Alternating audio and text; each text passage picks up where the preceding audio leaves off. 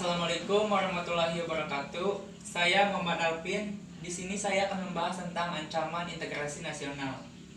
Integrasi nasional itu sendiri adalah penyatuan berbagai perbedaan seperti kelompok, budaya, dan kelompok suku dalam suatu wilayah sehingga membentuk kesatuan.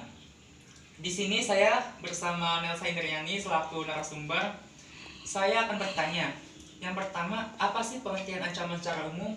Jadi pengertian ancaman secara umum adalah suatu hal atau usaha yang bersifat mengubah atau merombak secara kriminal, konsepsional, serta politik. Tadi kan pengertian ancaman secara umum. Nah, kalau ancaman integrasi nasional itu sendiri apa itu artinya? Jadi ancaman integrasi nasional adalah setiap kegiatan yang dinilai membahayakan kedaulatan negara, keutuhan wilayah negara, serta keselamatan segenap bangsa.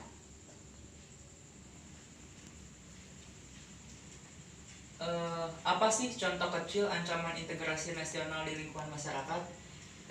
Salah satu contohnya adalah salah satu anggota keluarga yang tidak bersekolah atau tidak mengenal dunia pendidikan. Nah, itu juga bisa disebut suatu ancaman. Kenapa itu bisa menjadi ancaman?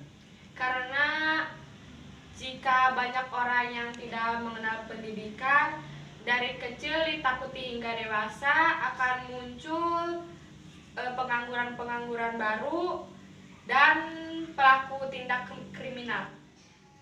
Terus bagaimana sih solusinya untuk mengurangi anak yang tidak bersekolah supaya kan di Indonesia ini banyak sekali itu penyebaran berita hoak dan masyarakat Indonesia ini mudah sekali termakan berita itu.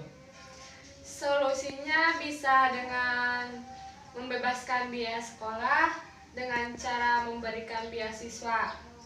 Jadi agar itu berjalan dengan lancar, bisa dilakukan secara konsisten dan diawasi agar tidak ada yang korupsi. Dan juga banyak juga kan di Indonesia anak-anak yang putus sekolah itu gara-gara ingin menikah muda gitu. Terus ketimbang melanjutkan pendidikannya. Itu bagaimana tanggapan Anda mengenai hal itu?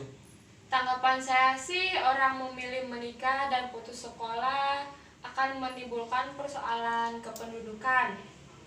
Dikarenakan fisiknya tuh masih belum matang, terus pemahaman tentang reproduksi tuh masih minim gitu, sehingga menimbulkan resiko kematian ibu melahirkan. Apa sih yang harus pemerintah lakukan untuk mengatasi hal seperti ini? Sebenarnya sangat diharapkan peranan Dinas Kependudukan untuk melakukan pendataan guna mengetahui penyebabnya putus sekolah. Jika masalahnya ada di dana, pemerintahan daerah bisa meminta bantuan kepada provinsi ataupun pusat. Persoalan putus sekolah jika dibiarkan dan tidak ditangani secara serius akan menurunkan SDM masyarakat dan mengakibatkan beban pemerintahan semakin tinggi. Selain yang kita bahas tadi, sekarang kan banyak sekali berita-berita hoax.